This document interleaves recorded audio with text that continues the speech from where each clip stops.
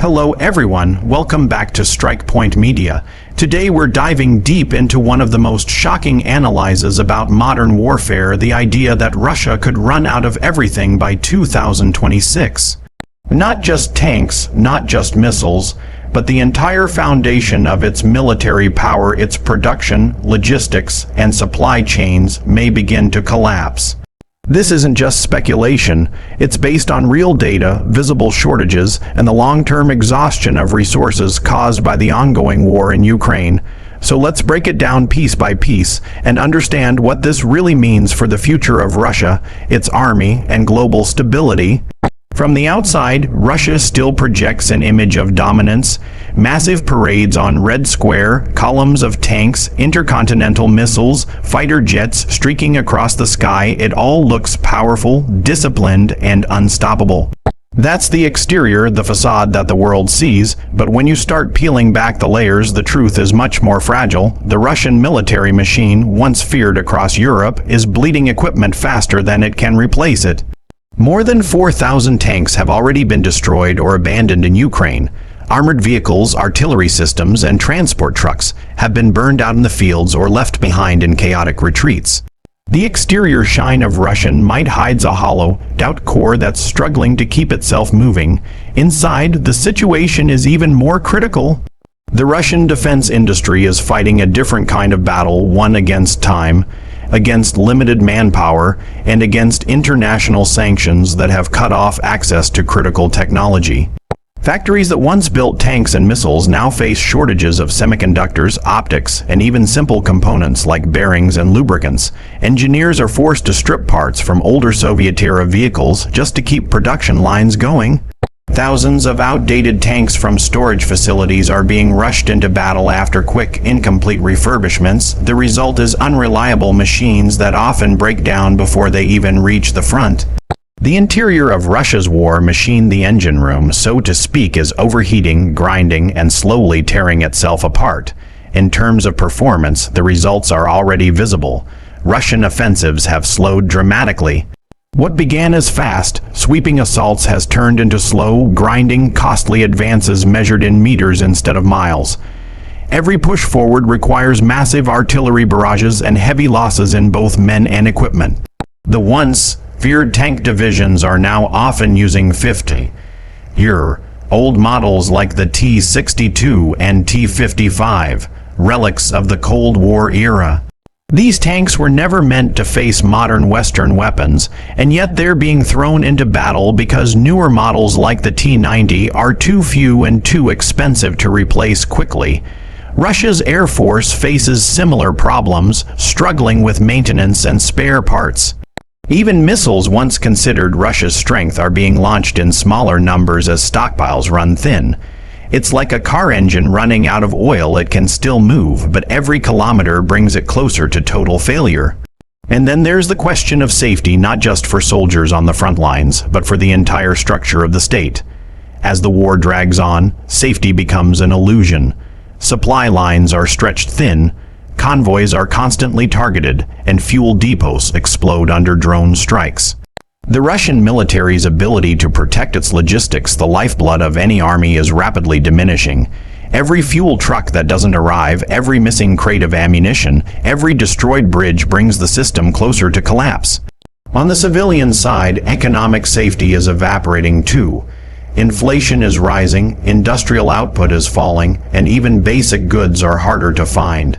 Skilled workers are being drafted into the army, leaving factories understaffed and inefficient.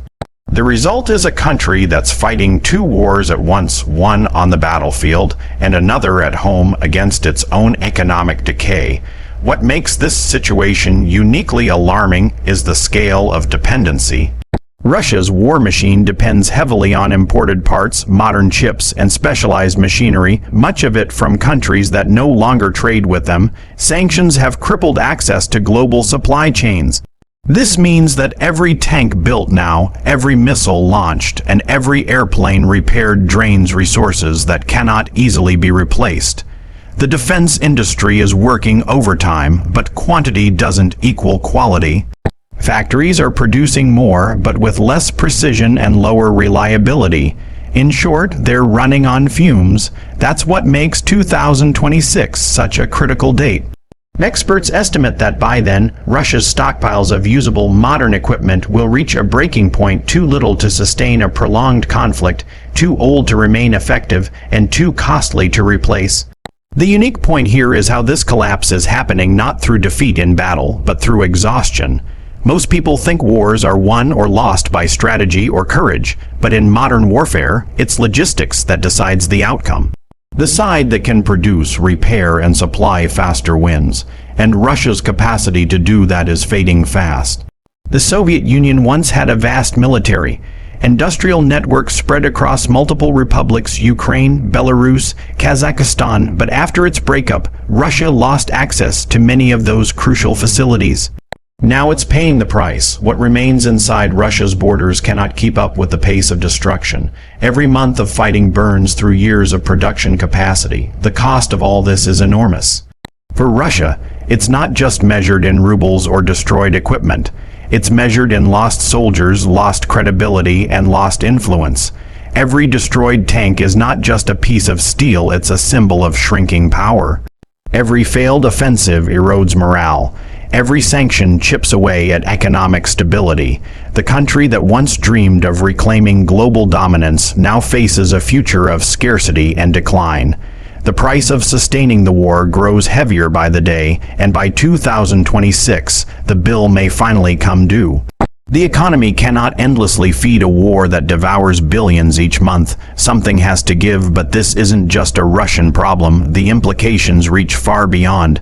If Russia begins to collapse from within, the shockwaves will hit global markets, alliances, and security structures. Energy supplies could be disrupted, neighboring countries might face instability, and new power vacuums could form in critical regions. The fall of a superpower isn't a quiet event, it shakes the world. And yet, despite all these warning signs, the Russian leadership continues to project confidence. They parade their latest weapons, they speak of victory, they announce new production goals. But underneath the propaganda, the numbers tell a different story. Production capacity is down, exports are down, GDP growth is stalling, and the ruble continues to weaken. Even Russian state media has begun to subtly acknowledge supply issues, blaming temporary slowdowns or Western interference. In reality, those are signs of deeper cracks.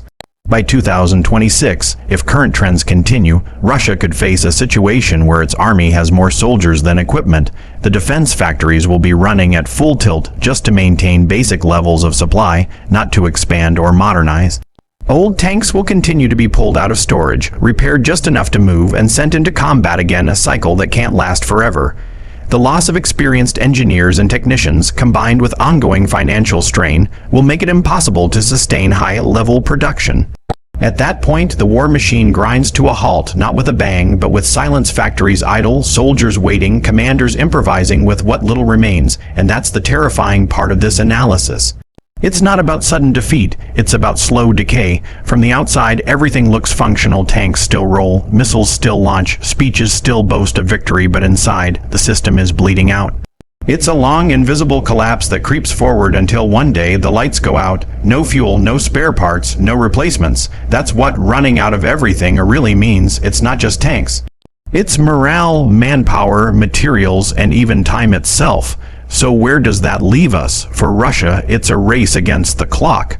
For the rest of the world, it's a warning that wars aren't only fought with bullets, but with factories, economies, and ideas.